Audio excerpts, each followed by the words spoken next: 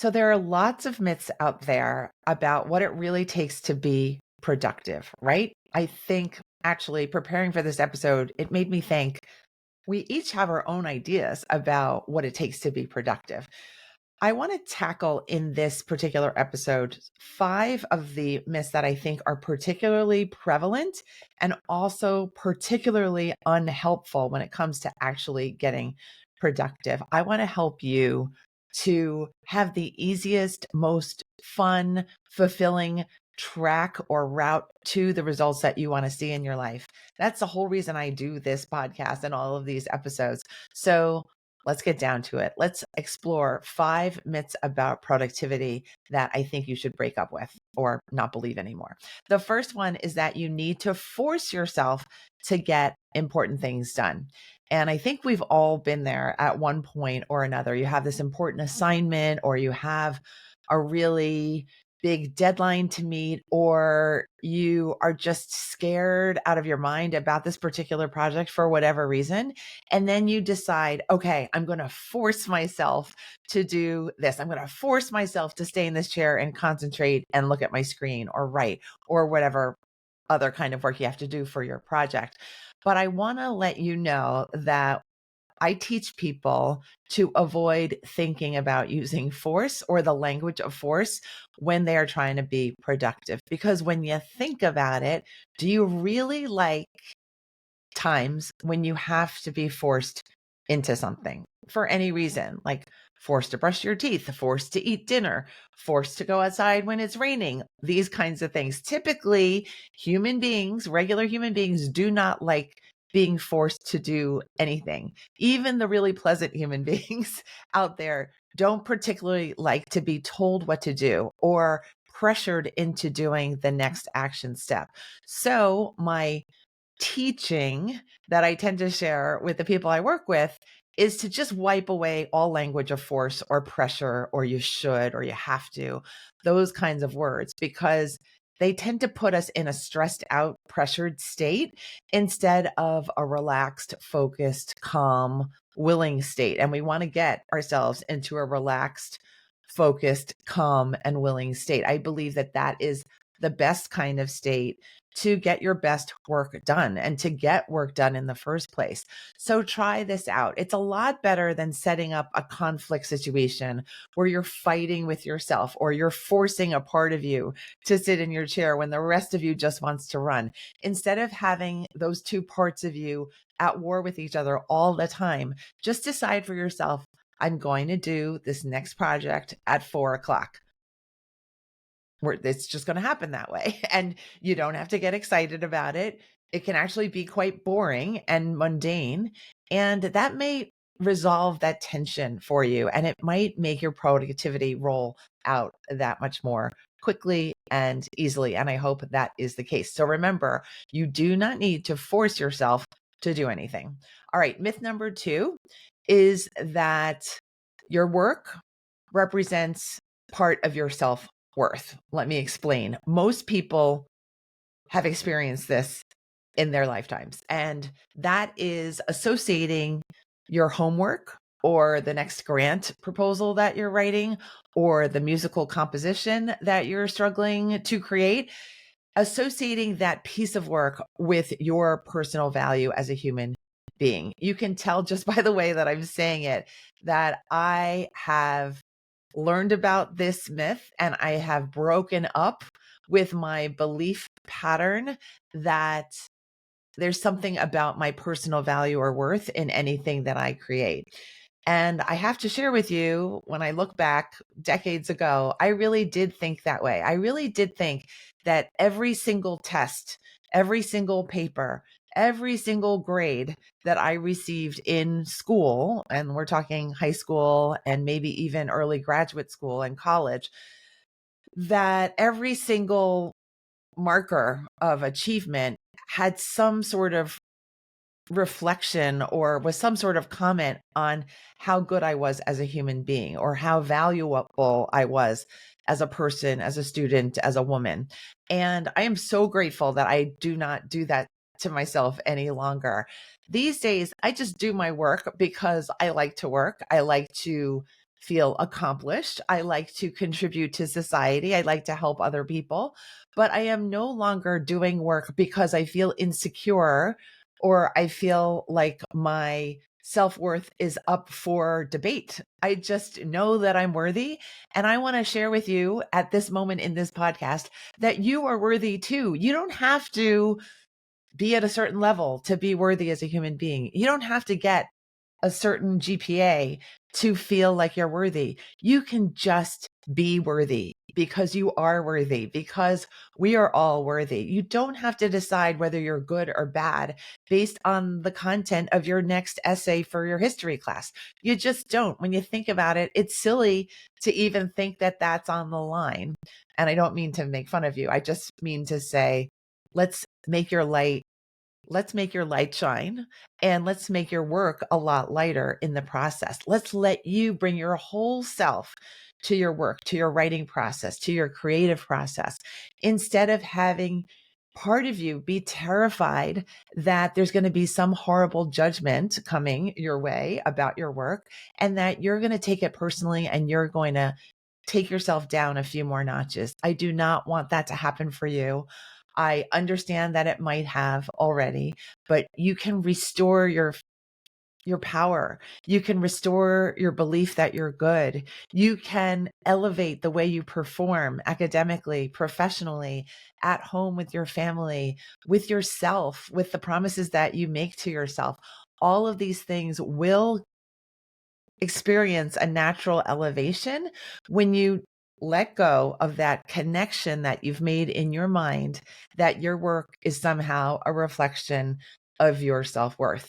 Don't get me wrong. You are allowed to celebrate all your wins and you're allowed to do the best work that you can. And I hope that you will. But again, don't make it mean all these dramatic things because it's just going to stop your productivity. It's not going to help your productivity. All right. Third myth that I think you should break up with: stress will help your performance. That is a huge myth. That's not to say that having, kind of like you're flatlined on one of those heart monitors. I don't mean that you need to be just like a ghost or, kind of without any energy at all. But this message is for people who tend to have a really activated nervous system, who really tend to get panicked and nervous before any new assignment or any time they have to show up publicly or speak publicly, any kind of that kind of circumstance where there's something on the line, where there's some stress. And I want to let you know that you can teach yourself and you can experience the concept of being calm and still performing well. And I think, again, because of formal schooling, because of what society oftentimes teaches us, because sometimes we believe that in order to do good work, we have to get really riled up about things, that can inadvertently cause you to develop a stress pattern where the more you want to achieve, the more you feel that you have to ramp up your stress. And I definitely want to come in here, insert my voice here in the discussion and let you know that I feel like that's a dangerous, dangerous pattern, really dangerous, because stress can be a really negative factor when it comes to our health. And I also feel that it can really fracture and fragment our concentration. Think about it. When you are stressed about a big assignment or a job interview or anything else that comes to mind for you, that part of you is thinking, oh, I need to get ready and I need to prepare. But the other part of you is just thinking about all the things that could go wrong, right? You might not get the job. You might blank out and forget what you need to say. You might say something stupid. I don't know what goes through your mind, but we've all been there where we've kind of thought to ourselves, what is the worst case scenario? Because I feel like I need to get prepared. But I want to let you know that just because something's important and meaningful to you does not mean you have to freak out. It really does not have to happen that way. I promise, promise, promise that. But you have to take my word for this, or you don't have to, but I'm going to ask you to.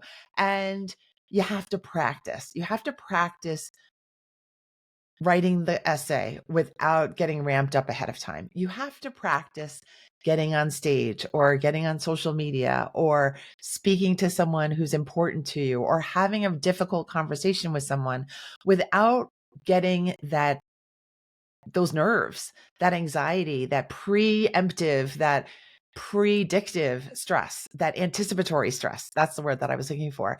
You can just be yourself and you can say, the true me is really much more relaxed, really likes to have fun, really likes to be clear and relevant and timely and honest. And I'm just going to go with that. I do not need to bring my life partner stress in here. I'm going to break up with this life partner and choose calm, relaxed, focused, meaningful, purposeful. I'm going to choose those partners in my life from now on. Oh, I wanted to add one more note about number 3, that stress will help your performance, help in quotes, because research shows that stress can reduce our ability to focus by shrinking the prefrontal cortex, the brain region that is responsible for concentration and decision making. So this basically is telling us that when we feel an uptick in stress, our concentration and decision making are going to be a little bit compromised. And so you want to reduce the stress in all situations wherever possible so that you can stay on task, so that you can be productive and you can make great decisions for yourself along the way. The 4th myth that I've chosen to share with you and to debunk is that if it's easy for you, it must not be that valuable. And I alluded to this earlier on in this episode, and I want to explain this a little bit more. I think when we feel that we want to do good work in the world, in our lives, in our career, in our work history, we can fall into the myth type thinking that, oh, I have to get really stressed out about this. I have to work not only 9 to 5, I have to work from 8 to 10, 8 to 10, close to midnight, I mean.